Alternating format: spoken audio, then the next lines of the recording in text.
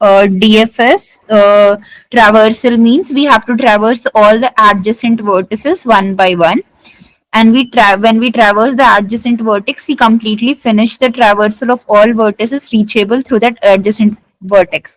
Means if one is there, from 1 we will go to 0, and then from 0 we will go to 2, like that we will keep on going, like depth first wise. What we were doing in BFS is like 1, then its neighbors, then we will see one's neighbors only, and then like its neighbors, like that we were going level wise in BFS. But in DFS we have to go the depth wise. So we will see like how this depth wise is done. Suppose we will take this particular example.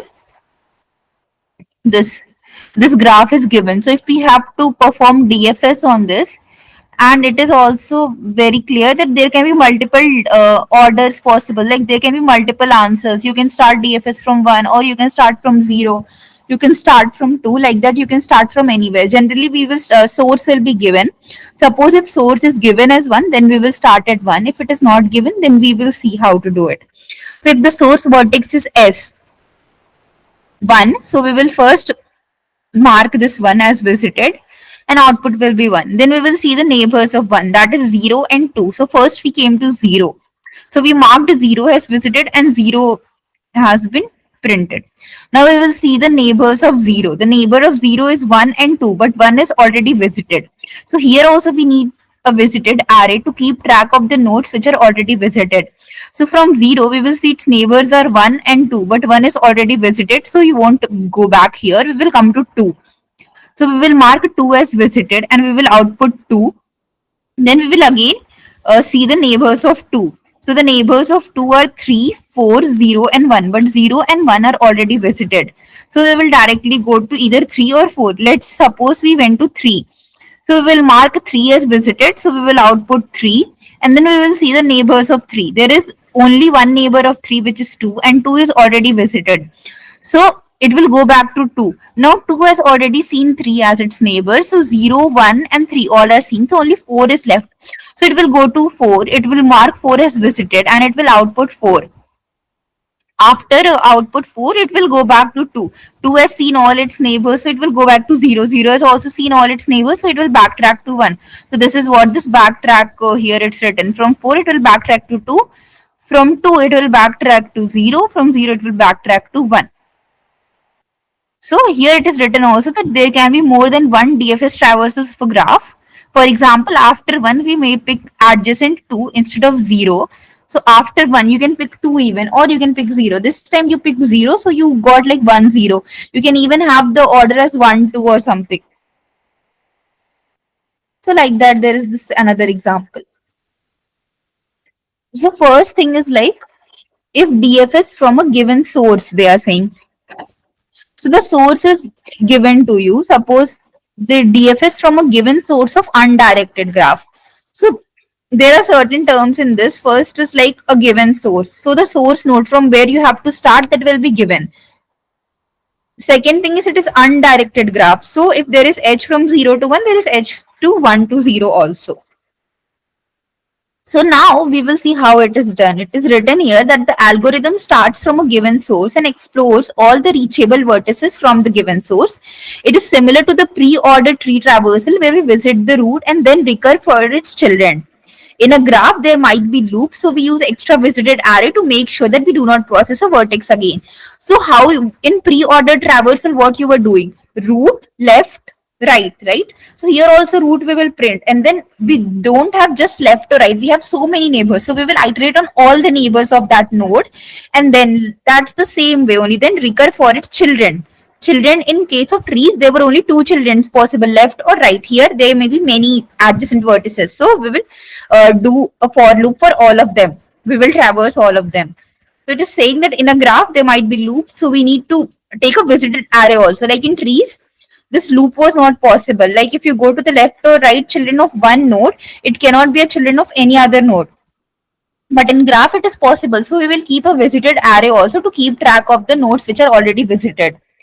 So like if we see this, how this depth first search is done here. Here stack is empty. This stack means the recursion stack, because we will do DFS using recursion. So in recursion, there is automatically a stack is made. when it proceeds. So that it is talking about that stack. Externally also you can make a stack and do it while iterating. So like anything which can be done with the help of recursion can be done with the help of graph and loops also. So first we will see like initially your stack will be empty and visited arrays are empty. So this is visited array, that is also empty, like none of them are visited yet, and DFS stack, this is also empty.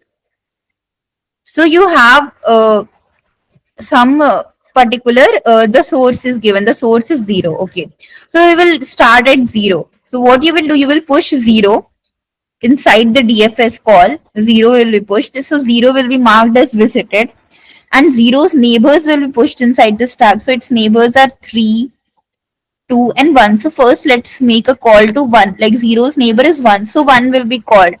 When 1 is called, 1 will be marked as visited, and then the DFS of 1 will be marked as 1, and then we will make call to other nodes. See, it is written now node 1 is at the top of the stack, so visit node 1 and pop it from the stack and put all its adjacent nodes which are not visited into the stack. So once adjacent node is just 0 and 0 is already visited, so we are not going to put anything. We will come back to 0. Okay. Here in stack we see now we have 2. So we will mark 2 as visited, that was already marked. 2 was marked as visited when we were pushing 2 and 3 inside the stack. So 2 will be marked as visited now. And 2's neighbors are 3 and 4. 3 is already in the stack, so we can push 4 into the stack. So now node 2 at the top of the stack. So visit node 2 and pop it. We will visit node 2 and pop it from the stack and push all of its adjacent nodes. So 4 will be pushed. So now 4 is at the top. So what we will do, we will visit 4 and pop it from the stack. We will mark this as true and we will pop it from the stack, and we will see what all nodes are not visited. So 3 is not visited. So again we will mark 3 as visited. We will pop it from the stack, and now the stack becomes empty, which means we have visited all the nodes and our DFS traversal ends here. So how it is done? If you see here, what it is doing is, this is the void DFS. What it is taking, it is taking this adjacency matrix which will have all the neighbors of that node, and int s will be the source. So these two things will be given to us, the adjacency list and the source. One visited array we will make of vertices, size will be the number of vertices, and all will be marked as initially as false. Then we will call the DFS recursion for this adjacency matrix, visited array, and the source s. Inside that, what we will do is, this is the adjacency list, this is visited, and this is source. So first we will mark visited of s is true. So first 0 will be marked as visited, 0 will be printed, and then we will go to the neighbors. If it is not visited, then you if visited is false, then only you make a call, otherwise you should not make a call. We'll try it now. So here you see vector int, we have to return the DFS traversal. So adjacency list is given to us. Now in this case, the source is not given. So I told you, when the source is not given, in case of disconnected graph, we may not be able to traverse the entire graph. So that's why we will make a for loop from 0 till vertices, and if it is not visited, if any vertex is not visited, we will make a DFS call for that vertex. Like before we were making this DFS call from the source only. Now we will make this call from all the vertices. Like first, if you start from 0, obviously all will be visited. So this will be visited in the one go only. All other will return false, false in the for loop. But if it was a disconnected graph, that example is not here. But here is suppose like this graph is there and somewhere 5 and 6 are there here. So they won't be visited on the one go. So that's why we are making this loop, so that all, if disconnected components are also there, that also should be visited. So that's why we are making this call. It is calling this DFS function. Inside this DFS function, what we are doing, visited of node is 1. We are pushing the node in the answer, and then we are visiting its neighbors. I'll explain this.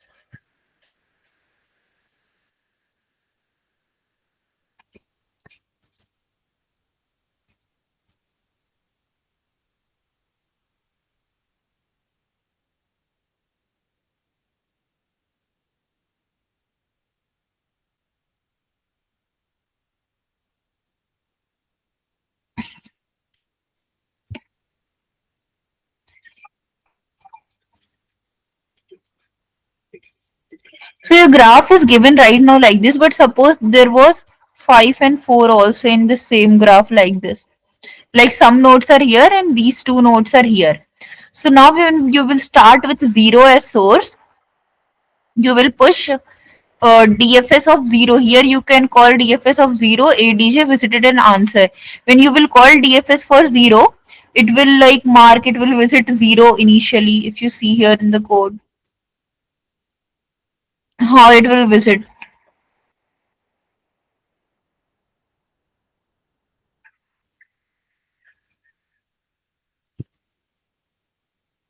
So initially if it visits,